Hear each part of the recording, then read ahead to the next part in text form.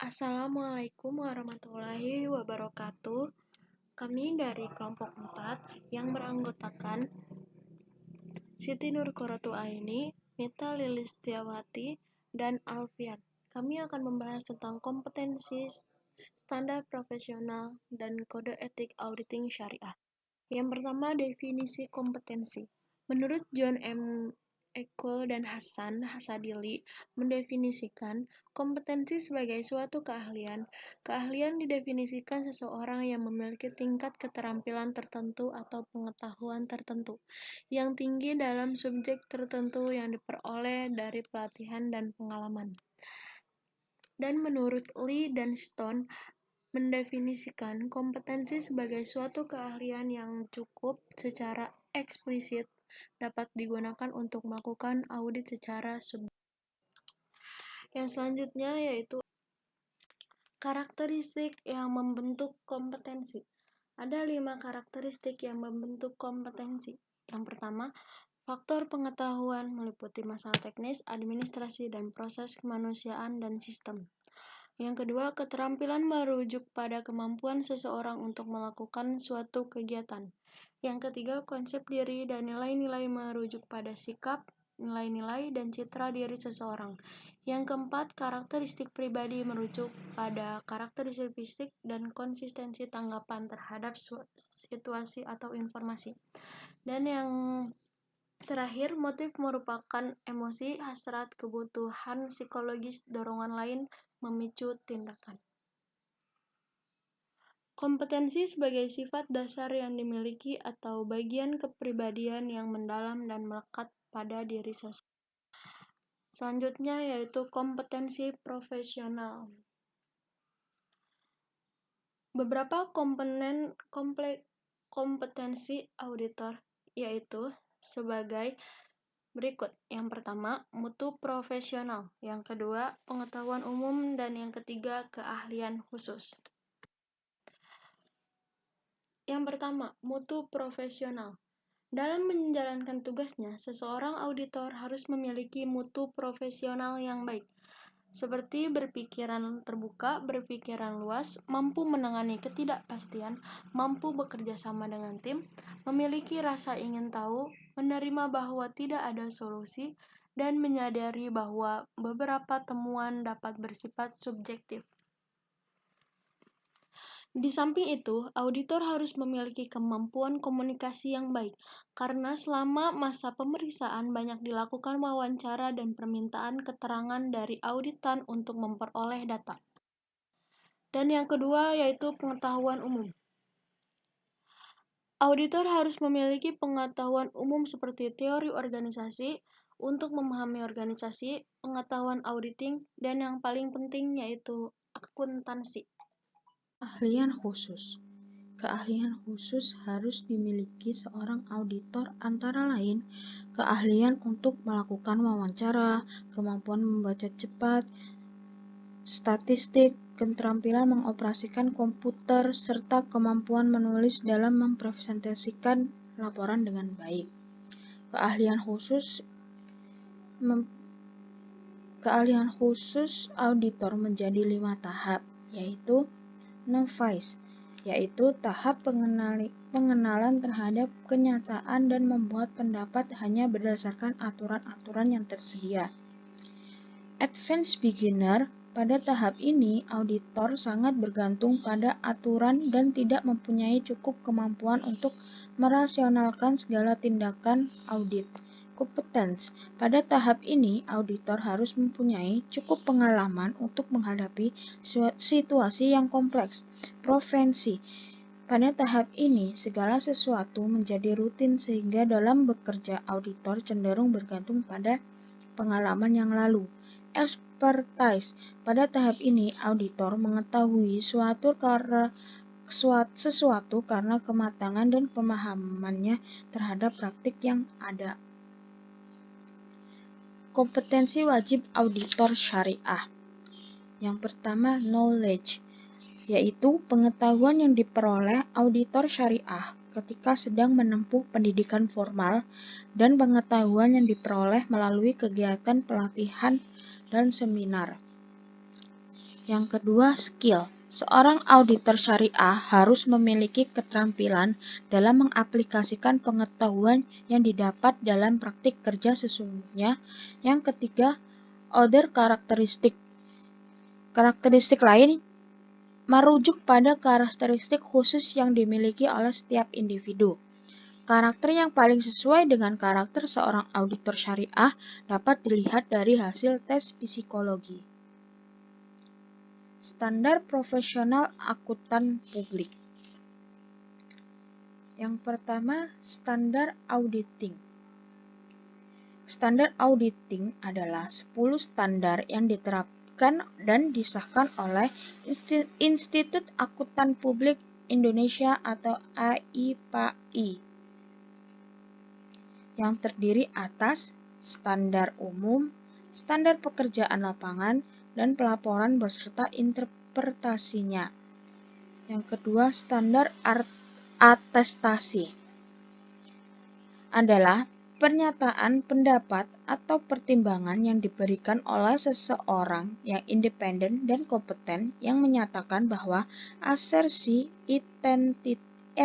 entitas telah sesuai dengan kriteria yang telah ditetapkan. Yang ketiga, standar jasa akuntansi dan review. Standar akuntan dan review memberikan kerangka untuk fungsi non-atestasi bagi jasa akuntan publik yang mencakup jasa akuntansi dan review. Jasa akuntansi yang diatur dalam standar ini antara lain kompilasi laporan keuangan penyajian informasi, review atas laporan keuangan, dan laporan keuangan komparatif. Yang keempat, jasa konsultasi. Jasa konsultasi merupakan panduan bagi praktisi akuntan publik yang menyediakan jasa konsultasi bagi kliennya melalui kantor akuntan publik. Dalam jasa konsultasi, para praktisi menyajikan temuan, kesimpulan, dan rekomendasi. Jasa konsultasi dapat berupa hal-hal berikut. Yang pertama, konsultasi. Yang kedua, jasa pemberian saran profesional. Yang ketiga, jasa implementasi.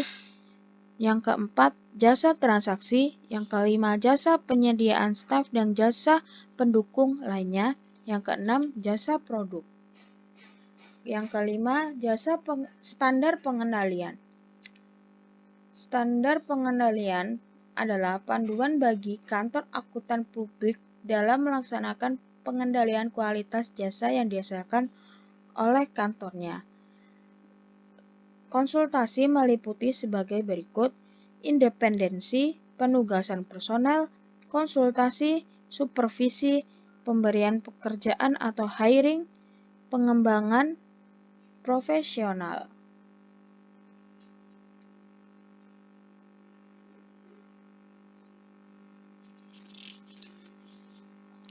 Kode etik dan komitmen profesi akuntan publik.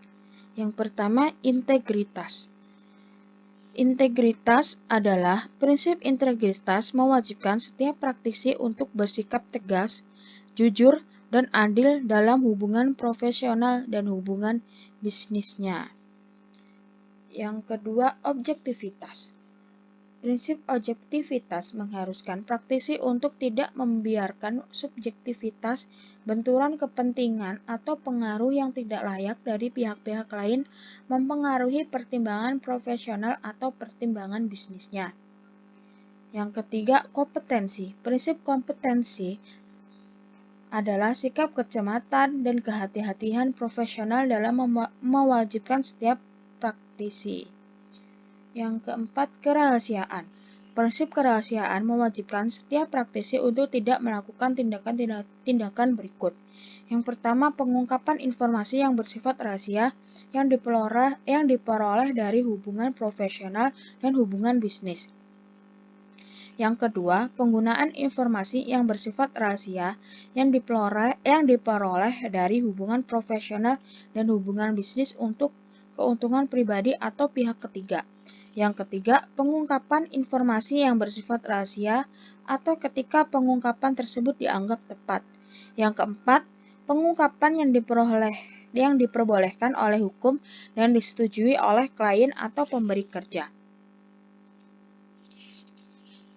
Yang kelima, pengungkapan dokumen atau bukti lainnya dalam sidang pengendalian.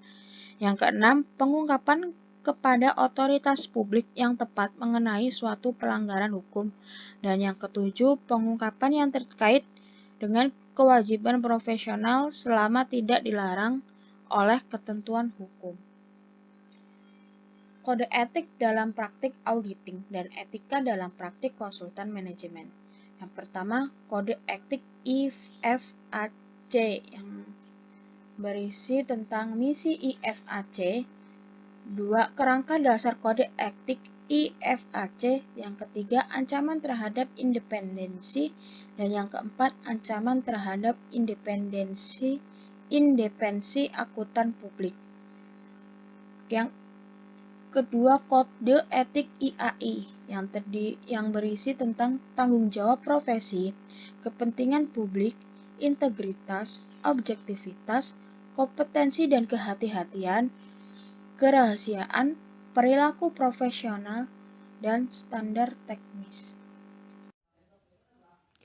Kode etika dalam praktik auditing dan etika dalam praktik konsultan manajemen.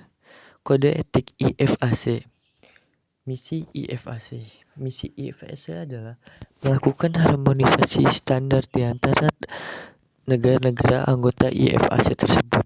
Indonesia melalui organisasi profesi IAI telah merencanakan tekadnya untuk mengadopsi standar teknis dan kode etik yang ditetapkan IFAC selambat-lambatnya tahun 2012. Untuk lebih memahami kode etik IFAC ini, Brooks memberikan pendekatan cara memahami filosofi kode etik IFAC. Di antaranya yaitu memahami struktur kode etik, memahami kerangka dasar kode etik untuk melakukan penilaian yang bijak, proses menjamin independensi pikiran dan independensi penampilan. Yang terakhir itu mengambil untuk mengurangi risiko situasi konflik kepentingan. Yang kedua yaitu kerangka dasar kode etik IFAC.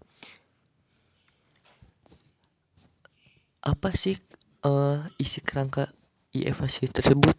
Yang pertama yaitu ciri yang membedakan profesi akuntan, yaitu kesadaran bahwa kewajiban akuntan yaitu melayani kepentingan publik.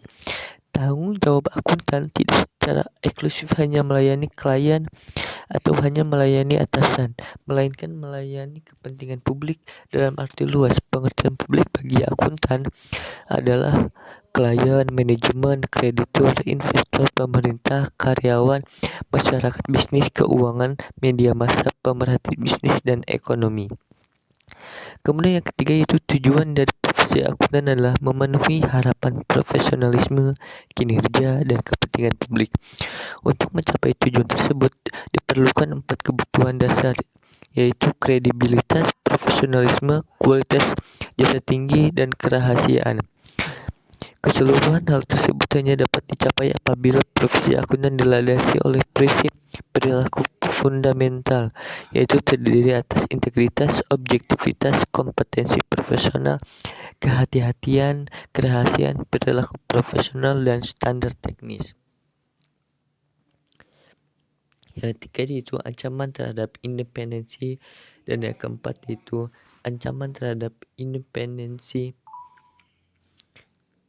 akuntan publik. Nah,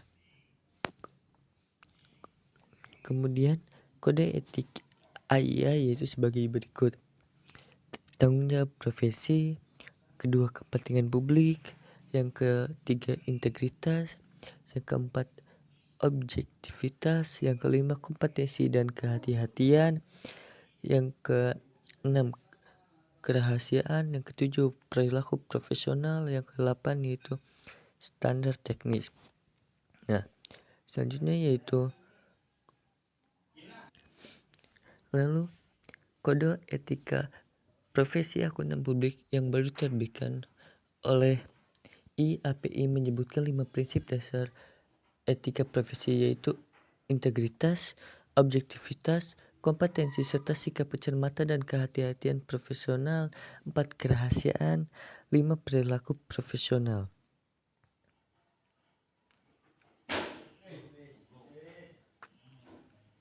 Yang ketujuh yang selanjutnya yaitu kode etik IAIK ASP memiliki karakteristik yang pertama, penguasaan keahlian intelektual. Kedua, kesediaan melakukan tugas. Ketiga, berpandangan objektif. 4. Penyediaan layanan dengan standar pelaksanaan tugas dan kinerja yang tinggi. Nah, selanjutnya yaitu kode etik profesi akuntan Islam.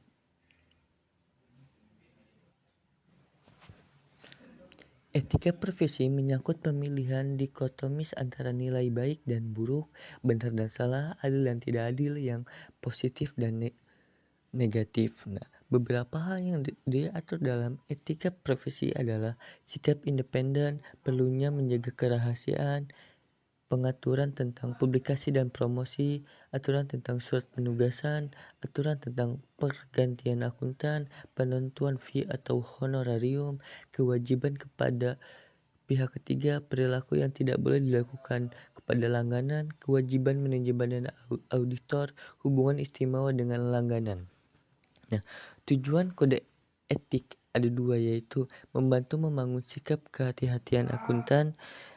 Yang kedua yaitu meyakinkan keakuratan dan keyakinan pada informasi yang disajikan dalam laporan keuangan.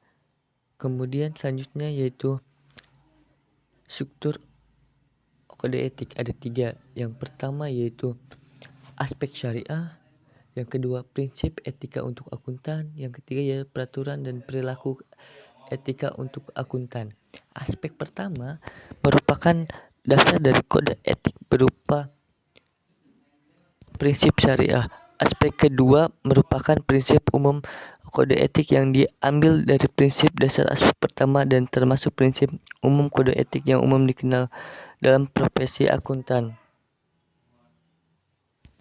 Aspek yang kedua yaitu aspek yang kedua yang merupakan prinsip umum kode etik yang diambil dari prinsip dari aspek pertama dan termasuk prinsip umum kode etik yang merupakan aspek prosedural atau aturan yang diambil dari aspek kedua. Sebagai akuntan, kita harus memiliki prinsip kode etik. Yang pertama yaitu dapat dipercaya, legitimasi, objektivitas, kompetensi profesi dan rajin, perilaku yang didorong keimanan, perilaku profesional dan standar teknik. Kemudian peraturan kode etik antara lain sebagai berikut, yaitu peraturan perilaku yang berdasarkan prinsip dapat dipercaya, peraturan perilaku yang berdasarkan prinsip legitimasi agama, peraturan perilaku yang berdasarkan prinsip objektivitas, peraturan perilaku yang berdasarkan prinsip kompetensi profesional dan prinsip rajin, peraturan perilaku yang berdasarkan prinsip perilaku yang didorong keyakinan kepada Allah, peraturan perilaku yang berdasarkan prinsip profesional dan standar teknis. Terima kasih yang telah menonton video presentasi dari kelompok 4. Semoga bermanfaat bagi kita semua. Kurang dan lebihnya kami mohon maaf bila ada salah kata ataupun penyampaian. Wassalamualaikum warahmatullahi wabarakatuh.